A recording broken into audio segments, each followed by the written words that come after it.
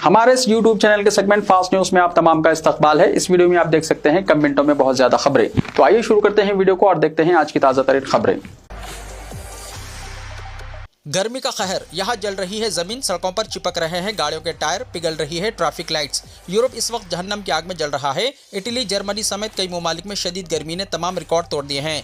दर्जा हरारत 40 से 45 डिग्री सेल्सियस तक पहुंच गया है। सूरत हाल ऐसी है कि सड़कें पिघल रही हैं, ट्रैफिक लाइट्स गिर रही हैं और गाड़ियों के टायर सड़क से चिपक कर रह जा रहे हैं। सोशल मीडिया पर वायरल होने वाली तस्वीर और वीडियोस देखकर पूरी दुनिया हैरान है। इटली और जर्मनी के कई शहरों में ट्रैफिक सिग्नल्स मुकम्मल तौर पर पिघल कर खराब हो गए। शदीद गर्मी की वजह से प्लास्टिक और धात के पुर्जे अपनी शक्ल खो रहे हैं। सड़कें इतनी गर्म हो गई हैं कि चलती हुई गाड़ियों के टायर इनसे चिपक जाते हैं। कई मुकामात पर रेलवे ट्रैक भी मुड़ गए हैं। बिजली के निजाम पर भी शदीद दबाव है और बार बार बिजली मुनक़ता हो रही है।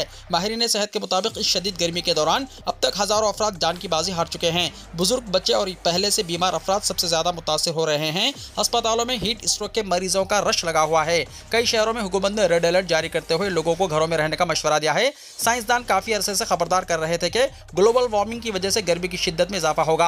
साल 2026 का यह मौसम गर्मा यूरोप की तारीख का अब तक का सबसे गर्म मौसम साबित हो रहा है। माहिरीन का कहना है कि अगर ग्लोबल वार्मिंग पर काबू ना पाया गया तो मुस्तकबिल में सूरत हाल मज़ीद खौफनाक हो जाएगी। स्कूलों में छुट्टियों का ऐलान कर दिया गया है। खुली जगहों पर होने वाले कामों पर पाबंदी लगा दी गई है। शॉपिंग मॉल्स और एयर कंडीशन मुकामात पर लोगों का हुजूम बढ़ गया है और जानवरों को भी गर्मी से बचाने की कोशिशें की जा रही हैं।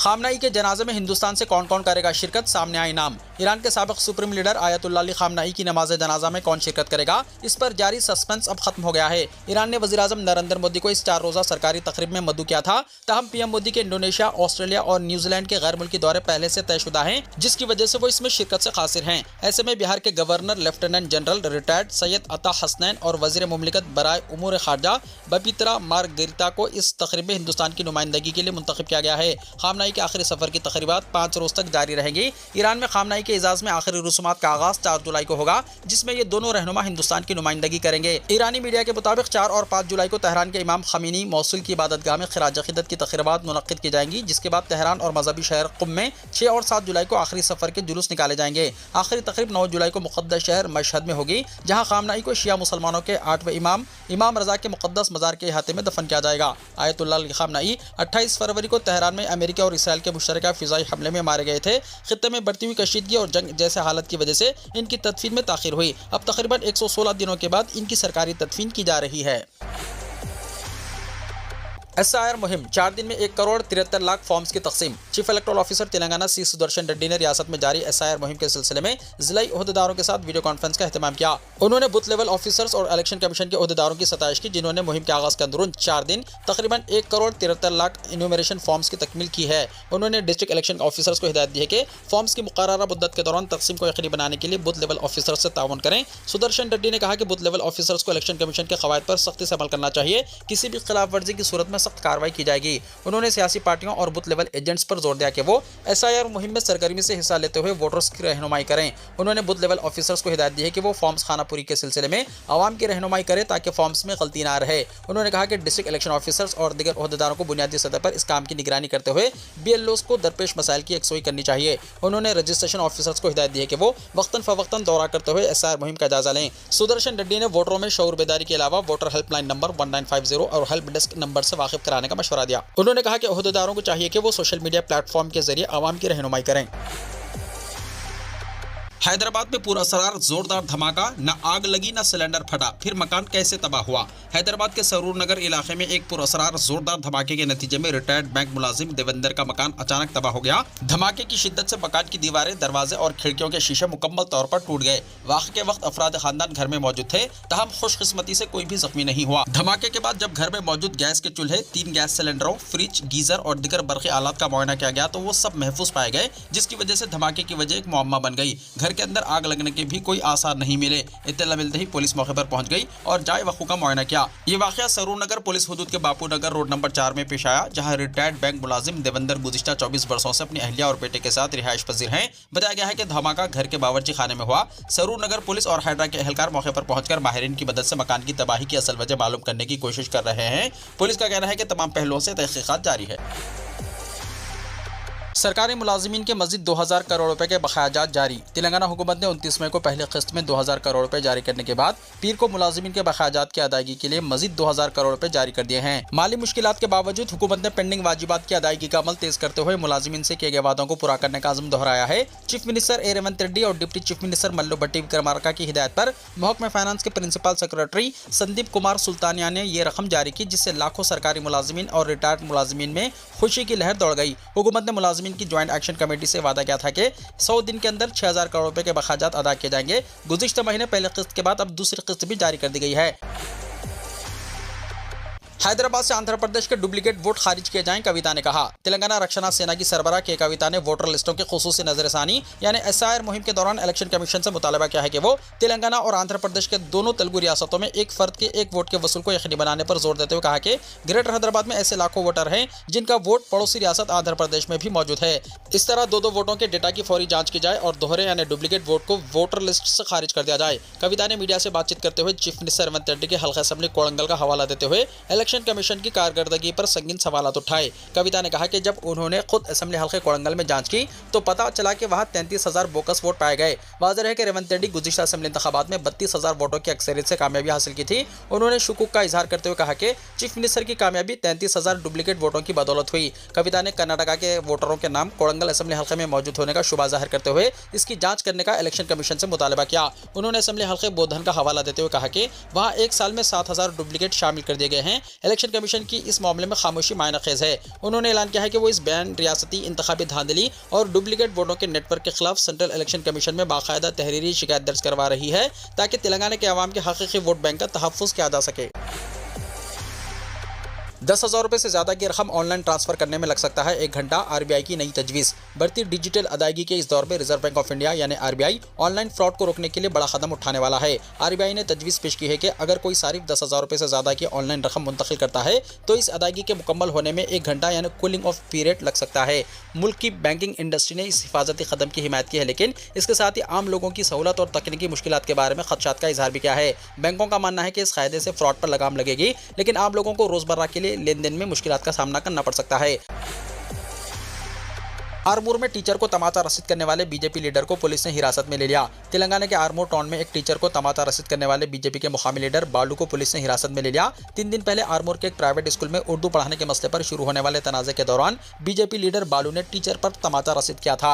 इस वाक़े के बाद मुतासरा टीचर ने बालू के खिलाफ पुलिस स्टेशन में शिकायत दर्ज कराई थी। ताहम खाती को गिरफ्तार न करने पर इतवार को आरमूर में मुस्लिम तंजीमों मजलिस इत्तेहादुल मुस्लिमीन, जमीयतुल उलमा हिंद, अरशद मदनी और मुख्तलिफ समाजी और सियासी कायदीन ने जबरदस्त एहतजाज किया था। पुलिस के मुताबिक मंडूला बालू को आरमूर असेंबली हल्के के बीजेपी रुकन असेंबली पेदी राकेश रेड्डी से मुतल्लक अनकापुर के एक गेस्ट हाउस से हिरासत में ले लिया गया। इनके खिलाफ मुख्तलिफ दफात के तहत मुकदमा दर्ज किया गया है। यह मुकदमा भारत चंद्र हाई स्कूल के करस्पॉन्डेंट मल्लैया की शिकायत पर दर्ज किया गया, जिसमें इल्जाम किया गया है कि आरमूर के भारत चंद्र हाई स्कूल के प्रिंसिपल आमिर खान के साथ थप्पड़ मारने, गाली गलौज करने और बदसलूकी का वाक़या पेश आया था। पुलिस ने मुलजिम को गिरफ्तार करके मज़ीद तफ्तीश शुरू कर दी है। हैदराबाद में खुफिया कैमरों पर पुलिस की नज़र, ज़्यादा 100 लॉज और शॉपिंग मॉल्स को नोटिस। शहर में खवातीन की हिफाजत को यकीनी बनाने के लिए पुलिस ने खुसूसी मुहिम शुरू की है। इस सिलसिले में 100 से ज़्यादा शॉपिंग मॉल्स और लॉज को नोटिस जारी किए गए हैं। पुलिस ने शहर में खुफिया कैमरों की रोकथाम के लिए एक एडवाइजरी भी जारी की है। हिदायत दी गई है कि ट्रायल रूम्स और रेस्ट रूम्स में मुकम्मल राजदारी और प्राइवेसी को यकीनी बनाया जाए। पुलिस ने यह भी कहा है कि हर इदारा एक कस्टमर सेफ्टी इंचार्ज मुकर्रर करे। साथ ही खुफिया कैमरों का पता लगाने वाले डिटेक्शन डिवाइसेस के इस्तेमाल की हिदायत भी दी गई है। हुक्काम ने कहा है कि बाकायदगी से मुआयने किए जाएं और इनकी मुकम्मल रिकॉर्डिंग रखी जाए। अगर कोई मशकूक आला या कैमरा नजर आए तो फौरी तौर पर पुलिस को इत्तला दी जाए। पुलिस ने वाज़ेह किया है कि इन हिदायत की खिलाफ वर्जी करने वालों के खिलाफ सख्त कानूनी कार्रवाई की जाएगी। मूसा नदी प्रोजेक्ट के मुतासरीन को डबल बेडरूम मकान और मुनासिब मुआवजा। वज़ीर हाउसिंग पी श्रीनिवास रेड्डी ने कहा कि मूसा नदी तरक्याती प्रोजेक्ट के सिलसिले में किसी शख्स से नाइंसाफ़ी नहीं की जाएगी। श्रीनिवास रेड्डी ने प्रोजेक्ट के लिए अराजी के हुसूल के सिलसिले में ओहदेदारों के साथ जायजा इजलास मुनक्किद किया। उन्होंने कहा कि अराजी हवाले करने वाले अफराद को हुकूमत की जानिब से मुनासिब मुआवजा और बाज़ाबातकारी की जाएगी। उन्होंने मकानात से महरूम खानदानों को डबल बेडरूम मकानात अलॉट करने का ऐलान किया। श्रीनिवास रेड्डी ने कहा कि अराजी से महरूम अफराद को मुआवजे के अलावा इनकी बाज़ाबातकारी की जाएगी। उन्होंने कहा कि chief minister Revanth Reddy project की तकमील के बारे में संजीदा हैं ताकि इस तारीखी नदी को आलूदगी से पाक बनाया जाए। उन्होंने कहा कि हैदराबाद की तरक्की और सयाहती और तिजारती सरगर्मियों में इजाफा इस प्रोजेक्ट का बुनियादी मकसद है। मूसा नदी की सफाई के जरिए हैदराबाद को एक नई जिंदगी हासिल होगी और आलूदगी का खात्मा होगा। उन्होंने कहा कि आवाम के म्यार जिंदगी में इजाफा होगा। श्रीनिवास रेड्डी ने ओहदेदारों से कहा कि वो अराजी के हुसूल का अमल तेज करें और आवाम को हुकूमत की बाज़ाबातकारी मंसूबे से वाकिफ कराएं। उन्होंने कहा कि प्रोजेक्ट की तकमील से हैदराबाद एक सयाहती मरकज के तौर पर उभरेगा और नौजवानों के लिए रोजगार के मौके पैदा होंगे। उन्होंने कहा कि आने वाली नस्लों को साफ सुथरा माहौल फराहम करना हुकूमत की जिम्मेदारी है। नदी के तरफ बसने वाले खानदानों को बारिश की सूरत में मुश्किलात का सामना करना पड़ रहा है। उन्होंने कहा कि प्रोजेक्ट का मकसद आवाम को नुकसान पहुंचाना नहीं बल्कि इन्हें मकान और मुआवजा दिया जाएगा। इंसानी हमदर्दी की बुनियाद पर आवाम मुतासरीन के हक में फैसला करेगी। श्रीनिवास रेड्डी ने डबल बेडरूम मकानात की फराहमी के सिलसिले में एक्शन प्लान तैयार करने की हिदायत दी। उन्होंने कहा कि प्रोजेक्ट की राह में किसी भी रुकावट की सूरत में हुकूमत कानूनी जिद्दोजहद के लिए तैयार है। व्हाट्सएप में बड़ी तब्दीली, अब फोन नंबर के बजाय यूजर नेम से होगी पहचान। व्हाट्सएप के सारिफिन के लिए एक नया प्राइवेसी फीचर मुतारिफ कराया गया है, जिसके तहत अब सारिफिन व्हाट्सएप यूजर नेम के जरिए अपना फोन नंबर शेयर किए बगैर भी दूसरों से राब्ता कर सकेंगे। कंपनी के मुताबिक ये फीचर रवां साल के आखिर तक मरहलेवार दुनिया भर के सारिफिन के लिए दस्तियाब होगा, जबकि यूजर नेम रिजर्व करने का ऑप्शन मुतारिफ कर दिया गया है। इस नए फीचर का मकसद सारिफिन की जाती मालूमात खुसूसन फोन नंबर को महफूज रखना है। अब किसी नए शख्स से राब्ता करने के लिए फोन नंबर देने की जरूरत नहीं होगी, बल्कि सिर्फ यूजर नेम के जरिए चैट की जा सकेगी। पैगंबर इस्लाम के बारे में मुतनाज़ा बयान देने के मुकदमे में बीजेपी एमएलए मलून राजा सिंह बरी। हैदराबाद में अवामी नुमाइंदों की समाअत करने वाली एक अदालत ने पैगंबर इस्लाम के बारे में मुतनाज़ा बयान देने के मुकदमे में गोशा महल से बीजेपी रुकन असम्बली मलून टी राजा सिंह को तमाम इल्जामात से बरी कर दिया।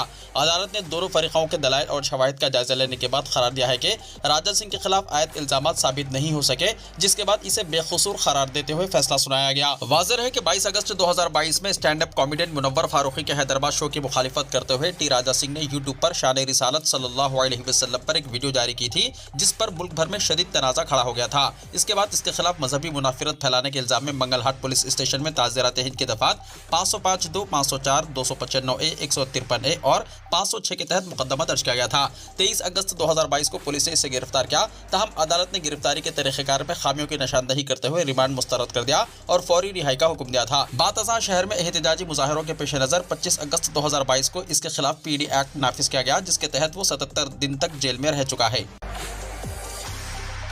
पुलिस डिपार्टमेंट में 20,000 मुलाजिमतों के लिए नोटिफिकेशन जारी किया जाए। बीआरएस के deputy floor leader Harish Rao ने महकमा पुलिस में मौजूदा 20,000 मखलूआ जायदादों पर फौरी तकर्रुरात करने का मुतालबा किया। पुलिस रिक्रूटमेंट बोर्ड के रूबरू एहतजाज करने वाले बेरोजगार नौजवानों पर पुलिस लाठीचार्ज की सख्त मजम्मत की। सोशल मीडिया के प्लेटफॉर्म एक्स पर एक ट्वीट करते हुए हरीश राव ने कहा कि सड़कों पर अपने जायज़ हुकूक और मुलाजिमतों के लिए पुरअमन एहतजाज करने वाले उम्मीदवारों को पुलिस के जरिए सड़कों पर घसीटना और इन्हें गैर कानूनी तौर पर गिरफ्तार करना इंतहाई शर्मनाक है, जो चीफ मिनिस्टर रेवंत रेड्डी के आमिराना और जालिमाना रुझानात को वाज़ेह करता है। हरीश राव ने कांग्रेस पार्टी को तनखीद करते हुए याद दिलाया कि इख्तिदार हासिल करने के पहले साल 2 लाख सरकारी मुलाजिमतें फराहम करने का वादा किया गया था। वादे में हुकूमत की नाकामी पर बेरोजगार नौजवान पुरअमन एहतजाज कर रहे थे, लेकिन इनके खिलाफ ताकत का इस्तेमाल किया जा रहा है और गिरफ्तारियां अमल में लाते हुए हुकूक मांगने वालों को सजा दी जा रही है। हरीश राव ने इल्जाम लगाया है कि रेवंत रेड्डी रियासत में जमहूरियत का गला घोटकर हिटलर राज चला रहे हैं। पुरअमन एहतजाज करने वाले उम्मीदवारों को जराइम पेशा अफराद की तरह हिरासत में लेना तेलंगाना की जमहूरी तारीख पर एक सियाह धब्बा है। गिरफ्तार नौजवानों को गैर मशरूत रिहा करने का पुलिस और हुकूमत से मुतालबा किया।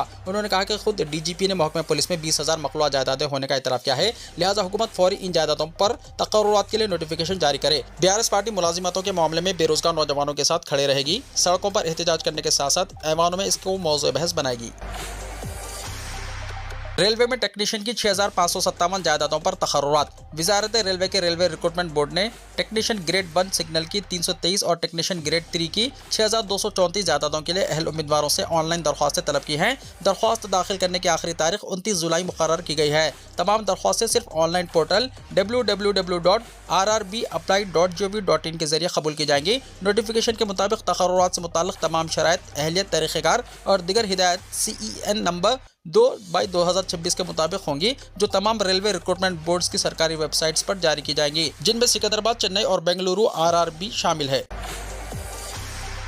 जू पार्क में सयाहों की आमद-ओ-रफ्त में इजाफा। हैदराबाद के नेहरू ज़ूलॉजिकल पार्क में गुज़िश्ता साल अप्रैल से सयाहों की आमद-ओ-रफ्त में मुसलसल इजाफा देखा जा रहा है। जू पार्क में मुख्तलिफ अनवा के 90 से ज़्यादा नए जानवरों की पैदाइश हुई है। जू में शेर के 6 बच्चों की पैदाइश हुई है, जो कि 3 अफ्रीकी शेरों और 3 एशियाई शेरों पर मुश्तमिल है। चिड़ियाघर की वेटरनरी टीम इनके करीब से निगरानी कर रही है और इनकी खुसूसी देखभाल की जा रही है। जू पार्क में इस वक्त कुल 17 शेर हैं, जिनमें 5 अफ्रीकी और 12 एशियाई शामिल है। 6 बच्चों के इजाफे के साथ शेरों की तादाद 23 हो गई है। पिछले साल से बंगाल टाइगर के 6 बच्चे पैदा हो चुके हैं, जिनमें 3 सफ़ेद और 3 पीले शामिल है। इस वक्त कुल 10 बंगाल टाइगर्स और 10 व्हाइट टाइगर्स हैं। पिछले साल से 18 से ज्यादा माउस डीर, 8 ब्लैक हरन और 2 हॉक डीर फेवितर पैदा हो चुके हैं। पिछले 3 महीनों में 4 शुतुरमुर्ग के चूजे, 3 लोमड़ी के बच्चे और 2 गोल्डन फेनेरिड यानी रेनबो म्योर के बच्चे पैदा हुए। मजीद बड़ा एक 4 सिंगों वाला हरन और एक सांबर हरन का बच्चा पैदा हुआ। 2010 से पैदा होने वाले 500 से ज्यादा माउस हरन को अमराबाद और कोरोल जैसे शहरों के ज़ख़ायर में फराहम किया है। ये अफजाइश नस्ल की कामयाबियां जानवरों के तहफ़्फ़ुज़ और साइंसी प्रोग्रामों की रियासत का नतीजा है। जू पार्क क्यूरेटर जे वसंता ने कहा कि जू हुक्काम की कोशिशों के नतीजे में मुख्तलिफ अनवा में इजाफा हो रहा है और साथ ही सयाह की तादाद में दिन ब दिन इजाफा रिकॉर्ड किया जा रहा है। पेट्रोल पंप्स पर फिर से भरेगी ट्रक की टंकी, 1 जुलाई से हुकूमत ने हटाई पाबंदी। मगरबी एशिया में कशीदगी और बैनुल-अक़वामी तेल मार्केट में जारी शदीद हलचल के दरमियान हिंदुस्तानी गाड़ी मालिकान और ट्रांसपोर्टरों के लिए एक बहुत बड़ी और राहत बख्श खबर आई है। तो हुकूमत ने ऐलान किया है कि 1 जुलाई से पेट्रोल पंपों पर कमर्शियल खरीदारों के लिए तेल की राशनिंग को मुकम्मल तौर पर ख़त्म कर दिया जाएगा। गुज़िश्ता महीने जब ईरान जंग की वजह से अबनाए हरमुज़ का रास्ता बंद हो गया था, तब मुल्क में ईंधन की ज़ख़ीरा अंदोज़ी और क़िल्लत को रोकने के लिए हुकूमत ने हंगामी क़वानीन नाफिज किए थे। हुकूमत ने रिटेल पेट्रोल पंपों पर रोज़ाना 200 लीटर से ज्यादा डीजल खरीदने पर पाबंदी लगा दी थी, लेकिन अब तेल की सप्लाई मुकम्मल तौर पर बेहतर होने और हालत काबू में आने के बाद हुकूमत ने अपना यह सख्त फैसला वापस ले लिया है। इस पाबंदी के हटने का बराह रास्त मतलब यह है कि अब ट्रक, बस और भारी सनतों से वाबस्ता कमर्शियल खरीदार बगैर किसी कोटा या हद के पेट्रोल पंपों से जितना चाहे उतना ईंधन खरीद सकेंगे। हुकूमत के इस इक़दाम से न सिर्फ ट्रांसपोर्टेशन की लागत में कमी आएगी, बल्कि मार्केट में जरूरी अशिया की तरसील भी तेज होगी, जिससे आम सारिफिन को भी महंगाई के बहास पर कुछ राहत मिलने की उम्मीद है। राम मंदिर चंदा चोरी में अगर कोई मुसलमान मुलविस होता तो इसका इनकाउंटर कर दिया जाता, बैरिस्टर ओवैसी ने कहा। बैरिस्टर असदुद्दीन ओवैसी सदर कुल हिंद मजलिस इत्तेहादुल मुस्लिमीन व रुकन पार्लियामेंट हैदराबाद ने रियासत उत्तर प्रदेश के बिजनूर जिले में राम मंदिर के चंदा चोरी के मामले पर बीजेपी को शदीद तनकीद का निशाना बनाया। उन्होंने कहा कि अगर ट्रस्ट में कोई मुसलमान होता तो वो इसके घर को बुलडोज कर देते और इसे इनकाउंटर में मार देते। असदुद्दीन ओवैसी ने कहा, मुझसे पूछा गया कि आप राम मंदिर फंड रेजिंग स्कैंडल के बारे में क्या कहेंगे। मैंने कहा कि अगर ट्रस्ट में कोई मुसलमान होता तो घोटाला सामने आने के बाद मुसलमान को इनकाउंटर में मार दिया जाता, वो इसके घर को बुलडोज से गिराकर केस बंद कर देते। अगर मैं मुसलमान होता तो अब तक जेल में होता, सीजेपी बानी अभिजीत दीपिके के बयान पर नया तनाज़ा। जंतर मंतर पर तलबा के मसाइल, नीट पेपर लीक, एनटीए में मुबैना बेज़ाब्तियों और मुख्तलिफ इम्तिहानी घोटालों के खिलाफ जारी एहतजाज के दौरान कॉकरोच जनता पार्टी यानी सीजेपी के बानी अभिजीत दीपिके के एक बयान ने सोशल मीडिया पर नई बहस छेड़ दी है। कॉकरोच जनता पार्टी मरकजी वज़ीर तालीम धर्मेंद्र प्रधान के इस्तीफे का मुतालबा करते हुए जंतर मंतर पर धरना दे रही है। इस एहतजाज को मारूफ समाजी कारकुन और माहौलियाती कारकुन सोनम वांगचुक की भी हिमायत हासिल है, जो नौजवानों और तलबा के मसाइल के हल के मुतालबे पर जंतर मंतर में भूख हड़ताल कर रहे हैं। एक इंटरव्यू में अभिजीत दीपिके ने कहा, अगर मैं खालिद होता या मुसलमान होता तो अब तक जेल में होता, मुझे इस हकीकत का एहसास है। इनके इस बयान के बाद सोशल मीडिया पर मुख्तलिफ रद्दमल सामने आए हैं और कई यूजर्स ने दिल्ली फसादात केस में गुज़िश्ता तकरीबन 5 बरस से जेल में बंद उमर खालिद का हवाला देना शुरू कर दिया। उमर खालिद को सुप्रीम कोर्ट से भी अब तक जमानत नहीं मिल सकी। अभिजीत दीपिके हाल ही में अमेरिका से वापस आकर नीट पेपर लीक, SSC इम्तिहानी बेज़ाब्तियों और दीगर तालीमी मसाइल के खिलाफ मुहिम चला रहे हैं। इनके एहतजाज को नौजवानों, तलबा और अपोजिशन जमातों की भी हिमायत हासिल है। इस एहतजाज में नीट पेपर लीक के बाद अपनी जान देने वाले तलबा के अहले खाना भी शरीक हो रहे हैं। सऊदी वज़ारत हज उमरा का डेटा सेंटर मुकम्मल तौर पर क्लाउड पर मुंतकिल, हज खिदमत मज़ीद बेहतर होंगे। सऊदी वज़ीर हज उमरा डॉक्टर तौफ़ीक़ुर रबिया ने वज़ारत के डेटा सेंटर की मुकम्मल तौर पर क्लाउड पर मुंतकिल का इफ्तिताह किया। क्लाउड कंप्यूटिंग की जानिब 100% मुंतकली मुकम्मल हो गई। सऊदी खबर रसा एजेंसी SPA के मुताबिक डेटा सेंटर यानी वज़ारत हज उमरा का मालूमाती मरकज़ की 100% क्लाउड कंप्यूटिंग से वज़ारत की तकनीकी तैयारी मजबूत होगी, जिससे हज का तजुर्बा मज़ीद मौसर होने में मदद मिलेगी। उन्होंने कहा कि ये कामयाबी सऊदी विजन 2030 के अहदाफ को आगे बढ़ाती है, जो ज़ायरीन के लिए खिदमत को बेहतर बनाने कारगर साबित होगा। डॉक्टर रबिया ने बताया कि आज़मीन हज और उमरा ज़ायरीन को आलमी यार की खिदमत फराहम करने के लिए जदीद डिजिटल निज़ाम तश्कील दिया गया है। हज उमरा डेटा सेंटर 2002 में कायम किया गया था। वीडियो को लाइक शेयर कीजिए और हमारे इस YouTube चैनल को सब्सक्राइब करते हुए इसके बेल आइकॉन को भी प्रेस कर लीजिए, ताकि ऐसी ही ताज़ा तरीन खबरों का नोटिफिकेशन सबसे पहले आपको मिलता रहे।